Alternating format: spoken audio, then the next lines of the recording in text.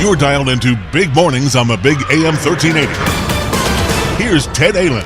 It's 8:18. Great to have you along with us on this Monday morning. The life of a nanny. You know, because what are the examples that we can think of when it comes to being a nanny? Well, Juliet Mills in Nanny and the Professor.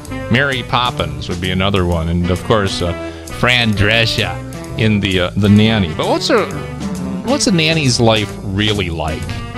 We're going to find out from our next guest, known as the Windy City Nanny.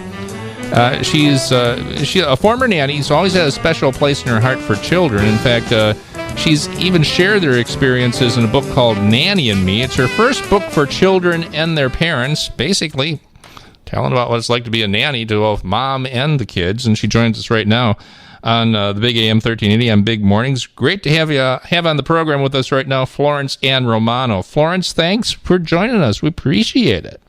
Well, thank you for having me. Such a great way to start my day, start my week, so thank you. Well, yeah, that's the thing. I was just using those parallels for people to compare, the life of a nanny as we've seen it, say, for example, on television, because I have a feeling that your life as a nanny and Fran Drescher's character are like two different things altogether, right, Florence? Friends in college used to tell me that I was a lot like her, which is so funny, a little bit of a parallel there. I always laughed. I'm like, I don't know if you're telling me that that's a good thing or a bad thing or what you're saying. I said, but I'm taking it as a good thing because I think she's hilarious and adorable. But, no, my life as a nanny was not like Fran's. However, it was very entertaining. Yeah, and didn't fly around with an umbrella either, like Mary Poppins either. How did you get started in this? Was it something that you always wanted to get into, or did you have other plans? And along the way, it turns out that you ended up just moving into becoming a nanny along the way, Florence. I always loved children. I was one of those little girls that wanted baby dolls all the time for any birthday or Christmas or anything. And I used to say that I wanted to go to the hospital to get my baby, which was the toy store. So that's really how connected to children I was at a young age. And so at 11 years old, actually, I became a mother's helper and started learning how to really babysit and be a nanny. And from there, it just took off. And started with a couple different families that I stayed with for many years and continued into a portion of my adulthood. And then after, Mary Poppins has the saying, says, you stay until the wind changes. And the wind changed at a certain point in my adulthood, and I went on to other things, but wanted to stay connected to children somehow, which is how Nanny and Me, the book, was born. Mm-hmm. Yeah, tell us more about the book, because obviously it's a connection not just for, because it's written, I've seen some of the pictures in it too. It's a wonderful book for children, but also as well as their parents. How do you connect with two different audiences with that one book, Florence? I really wanted the story to be told from the perspective of the child, because when I was doing my initial research for the book, I saw that there really wasn't anything for the child to use as a resource to understand this transition that was about to happen. Their parents were going to work and someone was staying with them. So I wanted them to feel like they could connect and someone was speaking directly to them. But I also know that those kids are young and maybe perhaps not reading yet or at that reading age level. And those parents are going to be reading the book to them. So I wanted the parents to get peace of mind as well. And what I have found from my days as a nanny is that if you can talk to both the child and the parent at the same time, but using language that is not threatening and whimsical and sweet and kind, then both parties are going to have peace of mind, which is what I really hope that Nanny and Me does for families today. Yeah, that's because literally, not just with the book, but really with the job of being a nanny, you really have to deal with two different sorts of different types of people, because let's just face it, kids and adults are two different things. Kids and parents are two different things as well. So really, when it comes to somebody from your experience of being a nanny, for somebody who might be considering something like this, say for example they like kids, but what other personality traits should they have? What other character traits would come in real handy for somebody who is considering, taking care of other people's children in that sort of situation? What would you suggest, Florence? Well, first and foremost, let's just say you have to like kids. Yeah. You do. You really have to like kids. I have found that people that are nannies sometimes are looking at it just as easy money, and that is such a horrible way to go into this vocation. It is the most honorable job, one of the most honorable jobs you can have, in my opinion. You are taking care of people's most precious possessions. So you really need to make sure that this is something you want to do, that you believe in, that you have the heart, and your heart is in the right place for it.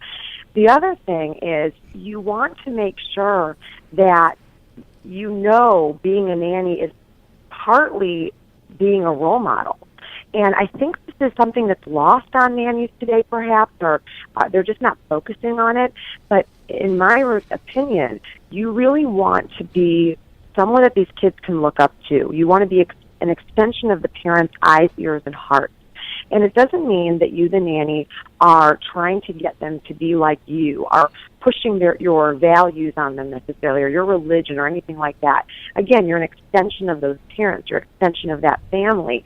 But the people that you hire to be in your home with your children, you want to make sure that they are able to stand there in front of your kids and care for them in a way that you feel secure about. Mm-hmm. So if you're looking to be a nanny, I would always consider yourself an aunt or an uncle or a godparent to these kids, because that really puts your mind in the right place about what your role is going to be in their lives, because you're going to be cultivating their personalities, and you're going to be there to help shape and mold what I like to call these little tiny humans, and that's the most important thing. Yeah, Florence Romano joining us, the Windy City Nanny, on Big Mornings on the Big AM 1380. Now, you were a nanny for 15 years. During that time period, how did becoming a nanny change in your eyes? And I'm sure that you ended up talking to a few other nannies along the way, how it changed in their eyes. And along with that, seeing that you are a well-known nanny, you probably talked to a number of them in various other places.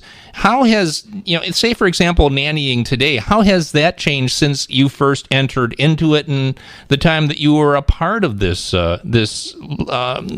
occupation, Florence? One huge component is, in my book, you'll see that there's no technology. There's no iPhones, no iPads, or anything like that. And that was purposeful. When I was a nanny, when I started as a nanny, that didn't exist then. You didn't have these phones, and you didn't have this technology readily available to you like that. And I believe in technology wholeheartedly, but just like everything in life, everything in moderation. And I never used technology the way they do today. It really was just me and the kids, and using our imaginations, and what fun things could we do today, and talking to each other. And I think that's a big difference today. I see nannies as I walk around and talk to nannies, like you mentioned, and they are very distracted sometimes because they've got their cell phones right there, and the kids are playing maybe on the swings, and there's a quick Facebook break for them. And you know what? That's fine every once in a while. I understand, you have that downtime a little bit, but it keeps you from connecting with the kids. It keeps you from being in the moment.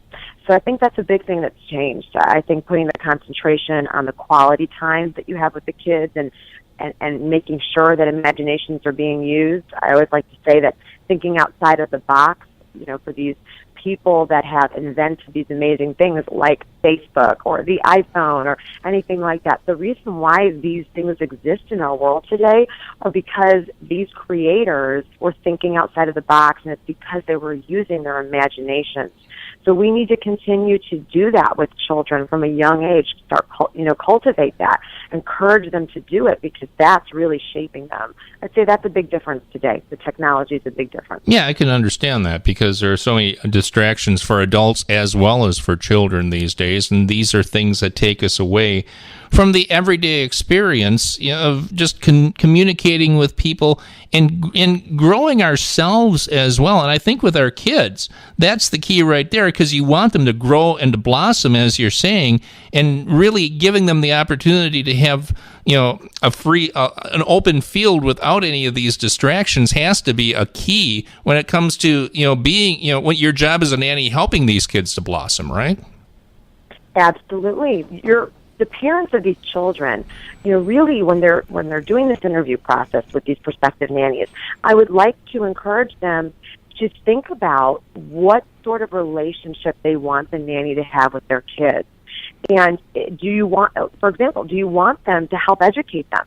Do you want them to make sure that education is the forefront of their mind, where they're not necessarily a tutor for your children, but they're constantly having, education be a part of the learning experience, be a part of the play experience? That was always big for me, was even the little kids. We're working on colors, we're working on numbers. There's always an opportunity to make sure that we're continuously, pushing, that stimulation.